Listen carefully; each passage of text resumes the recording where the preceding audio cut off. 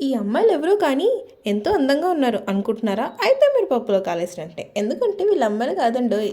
మన సౌత్ ఇండియాలో most popular heroes. అసలు ఆ హీరోస్ ఎవరో, ఏ మూవీస్లో అమ్మాయిల గెటప్లు వేసుకున్నారో చూద్దాం పదండి. First of all welcome back to my channel నిహాన్ stuff movie entertainer. Ali, Tata Birla Madhyalo Laila. ఈ మూవీలో అలీ గారు చాలా అందంగా కనిపించారు. హర్ష్ కుమార్, ఓహో నా పెళ్ళంట. నరేష్, చిత్రం బలారే విచిత్రం. రాజేంద్ర ప్రసాద్, మేడం. నరేష్, ఎముడుకి మొగుడు. పంచు మనోజ్, పాండవులు పాండవులు 9. విశాల్, వాడు వీడు. విక్రమ్, మల్లన్న. కమల్ హసన్, భామనే సత్యభామనే మరియు దశావతారంలో కూడా చేశారు. చిరంజీవి, చంటబ్బాయి. నందమూరి బాలకృష్ణ, పాండురంగడు.